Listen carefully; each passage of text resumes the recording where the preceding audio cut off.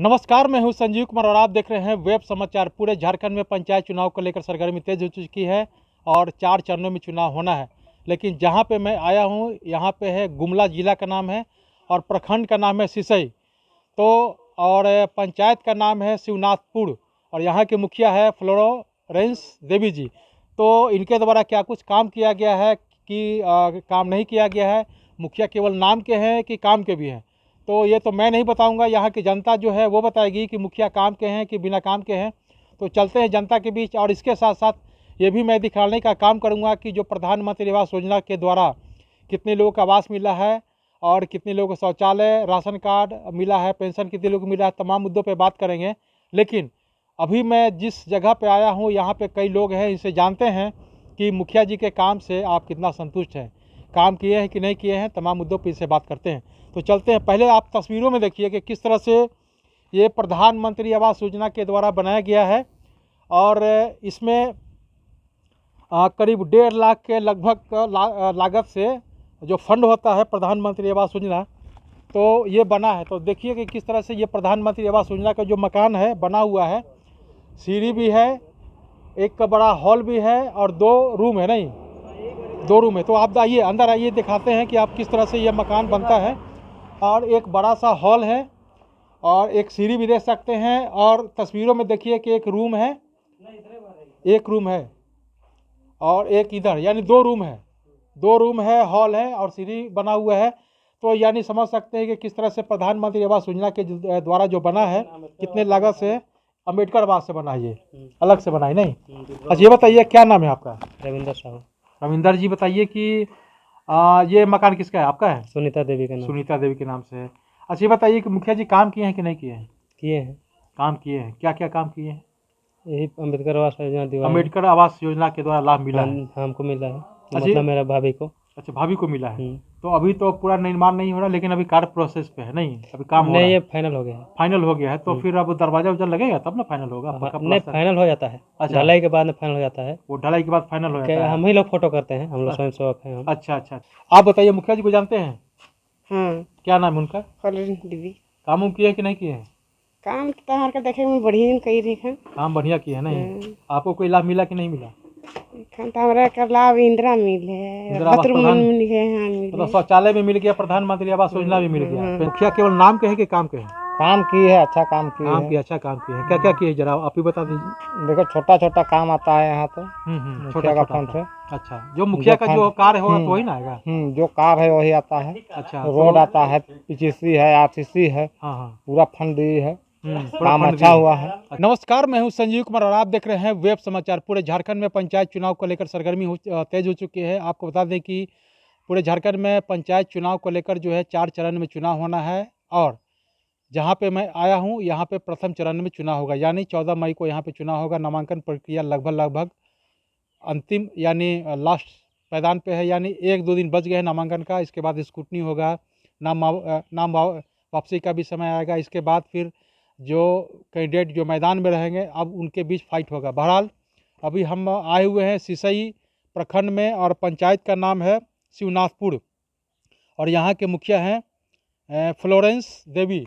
तो इनसे जानते हैं कि जनता ने इनको 5 साल के जो समय दिया था, इस 5 सालों में इनके द्वारा क्या कुछ डेवलपमेंट यानी विकास का काम किया गया है, कितने लोगों को प्रधानमंत्री आवास योजना, शौचालय, राशन कार्ड, पेंशन, सड़क, नली गली, तालाब, जल मीनार के साथ साथ इनके द्वारा क्या कुछ बेहतर काम किया गया है। इसके साथ साथ ऐतिहासिक काम कौन सा किया गया है जो पूर्व में नहीं हुआ था और कोई ऐसा काम जो बच गया है जो चाहते हैं कि अगर समय और मिलता तो मैं उस काम को कर लेता।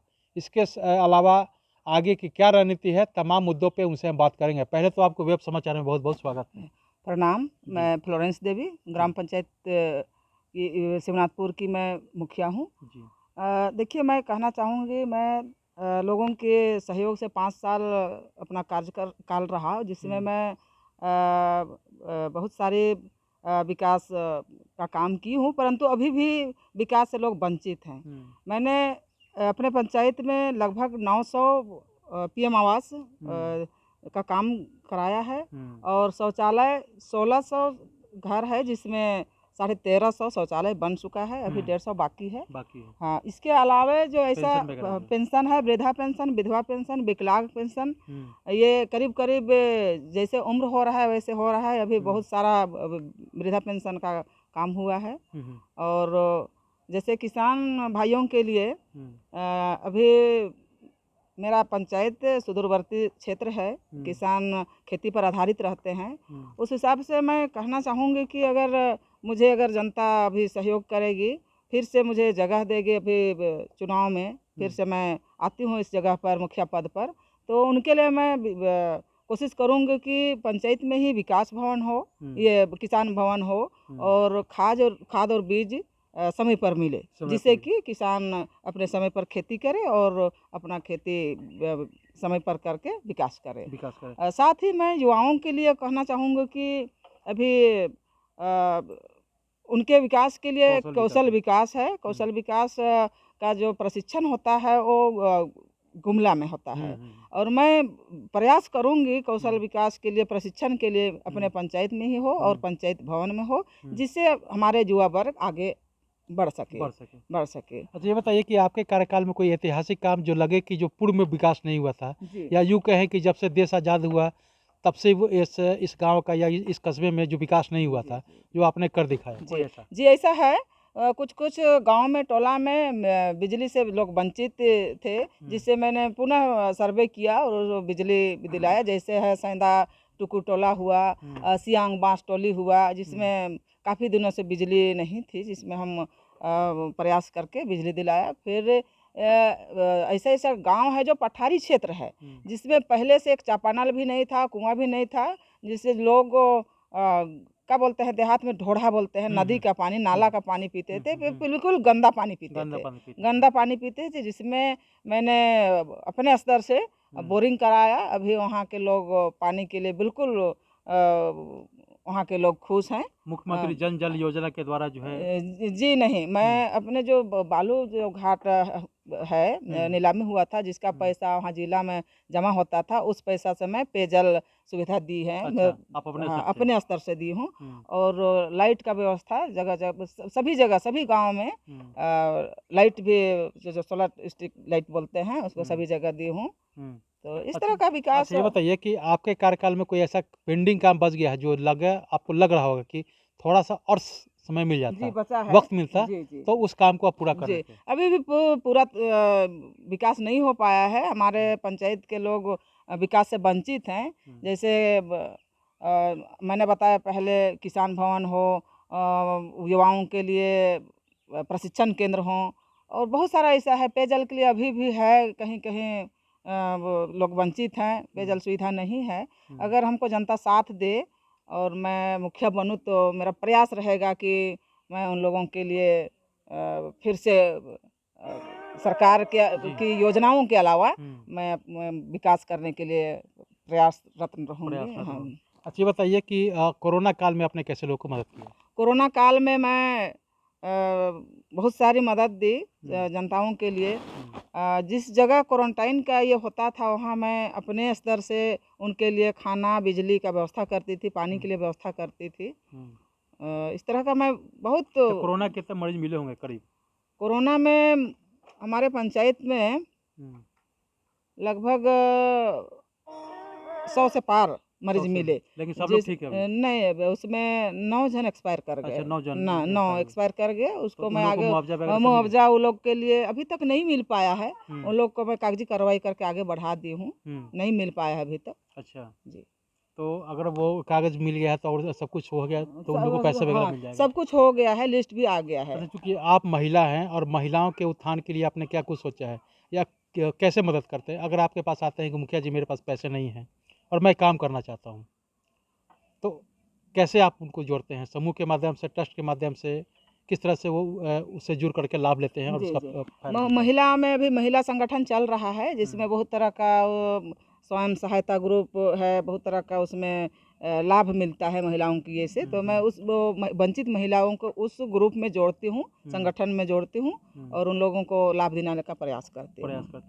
अच्छा, देखिए, आपके पास जब मैं आ रहा था तो कई लोगों से मैंने बात किया, कई लोगों का कहना है कि इस बार हम लोग परिवर्तन के मूड में नहीं है, हम्म। लेकिन 2-4 लोगों ने कहा कि अपने समर्थकों क्या ही काम करते हैं।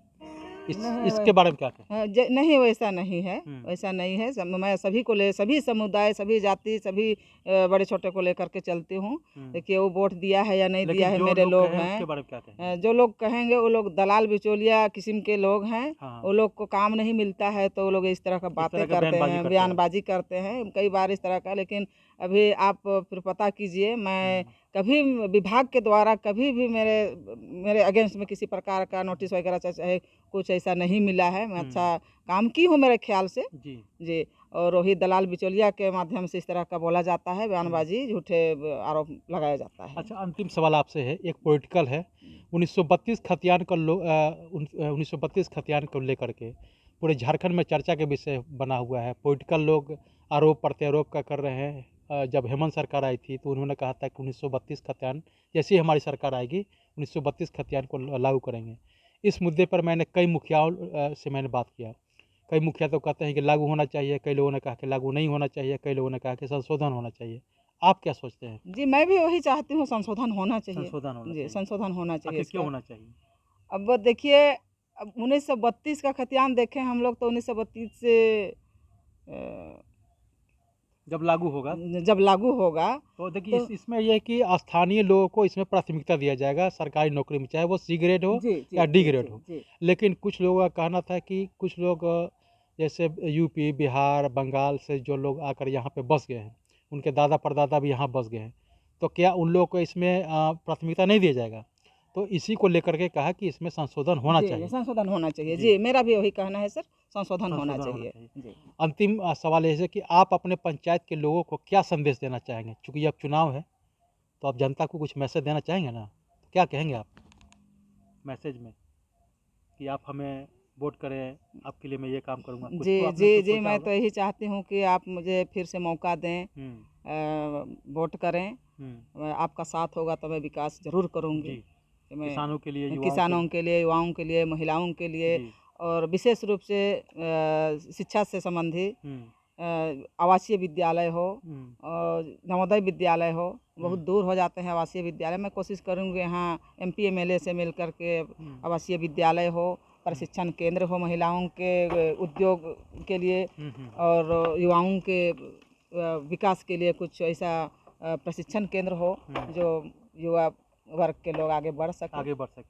तो आपने सुना कि जिस तरह से मुखिया जी ने कहा कि शिक्षा, स्वास्थ्य के साथ साथ रोजगार और किसानों के उत्थान के लिए चाहेंगे कि इस पंचायत में कौशल विकास योजना के द्वारा जो है एक प्रशिक्षण केंद्र का स्थापना हो सके, ताकि यहाँ पे जो प्रशिक्षण के लिए दूर जाते हैं, गुमला जाते हैं, उनको जाने की आवश्यकता नहीं होगी। इस पंचायत में ही प्रशिक्षण केंद्र हो जाएगा तो यहीं पे होगा। साथ साथ किसानों के लिए किसान भवन का भी निर्माण कराया जाए, ताकि किसान को उचित मुआवजा, यानी जो भी काम करते हैं, खेती बाड़ी जो करते हैं, उसका उचित मूल्य नहीं मिल पाता है और समय पे बीज नहीं मिल पाता है, तो सही समय पे बीज भी मिले और अपना वो बेहतर से बेहतर कार्य कर सके और यहाँ से अपने आप को आत्मनिर्भर बना सके। इसके साथ साथ इनका सबसे महत्वपूर्ण है शिक्षा, और शिक्षा पे इन्होंने कहा कि शिक्षा प्राप्त करने के लिए लोग दूर दराज जाते हैं, और अगर बेहतर शिक्षा संस्थान अगर हमारे पंचायत में होगा तो यहाँ के जो बच्चे हैं बेहतर शिक्षा प्राप्त करेंगे और अपना भविष्य,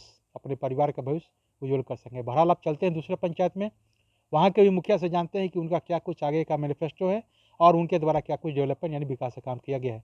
आपने वेब समाचार में समय दिया, इसके लिए बहुत बहुत धन्यवाद। धन्यवाद आपको भी।